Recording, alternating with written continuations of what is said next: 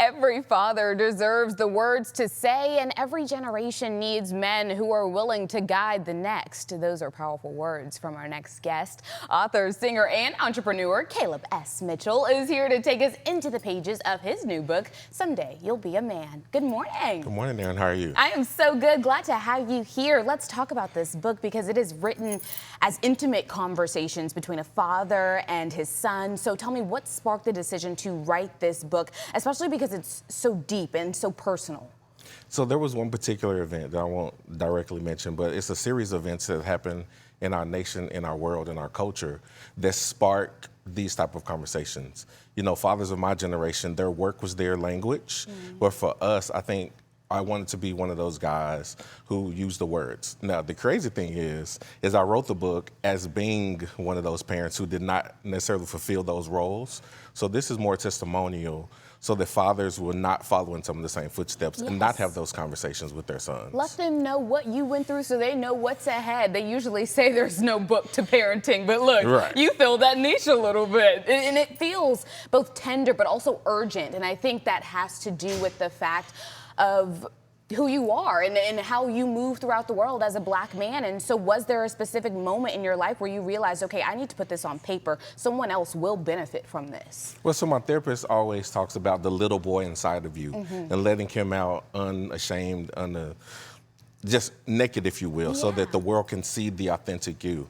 And so my own personal experiences, I shared those, as well as conversations with my own son and the men and the sons and the mentees that I've had in my life. I feel they deserve the words and they deserve to know that they are powerful, they are seen.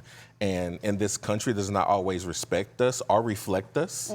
So we have to have this opportunity, and we have to have someone that's going to say, hey, I see you.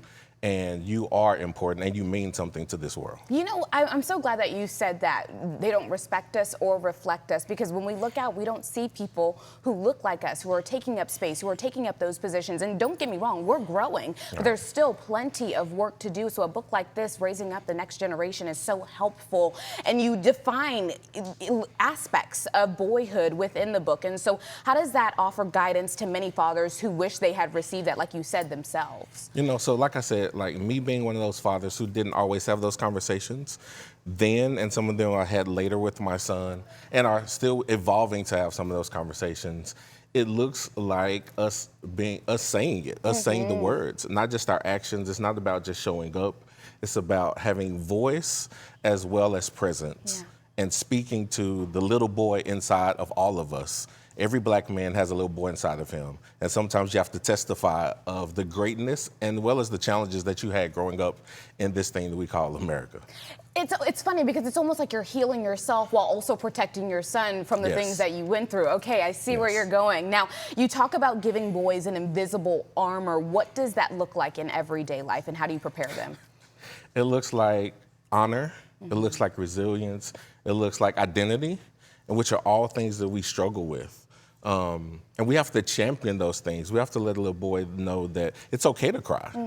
It's okay to feel. It's okay to express those feelings. It's okay to say that, you know, I'm not okay.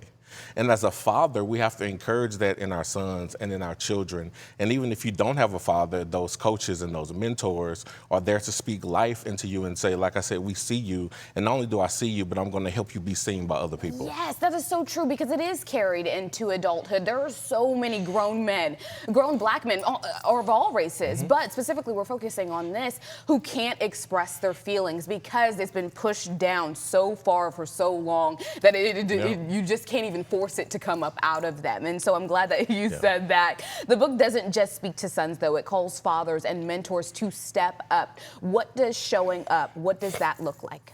It looks like faith-based communities speaking about boys and not ignoring real-life issues. It's about education speaking about the resiliency and the challenges that we face in this culture and climate. It's about community embracing young boys and helping them become what God has called them to be, and pulling out of them what they don't even realize what they have in them.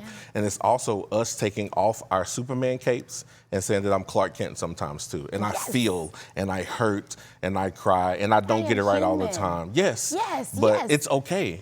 because your not getting it right will be the roadmap and the blueprint for someone to ask for someone else to get it right. Yes, okay. You guys, he's giving such wisdom this morning, but I do want to talk about what is happening around the Christmas time really quickly. Coco Chris, tell us about it. So Coco Chris evolved. It's like I was naturally born into it with this beard. So when I left the military, some friends of mine would say, "Hey, would you mind playing Santa for me?" Yeah. And I did it for a couple of friends. You're the perfect Santa. I mean, perfect. The beard is there and everything. Well, what can I say? What can I say? Tell me where we can get our hands on the book. At Amazon, it's on Kindle. It's coming to Barnes & Nobles soon. If you follow me on Instagram at Caleb S. Mitchell 1, you can find everything about me for everything I have going on in the world. Very, very good. Well, you guys, don't worry, because we're talking all things Black History Month. We talked about his book, but I did say that Caleb can sing. So he's going to be singing for us here soon, so make sure you stick around for that. You're going to be singing the National Black Anthem, yes? I am. Yes, indeed. Okay.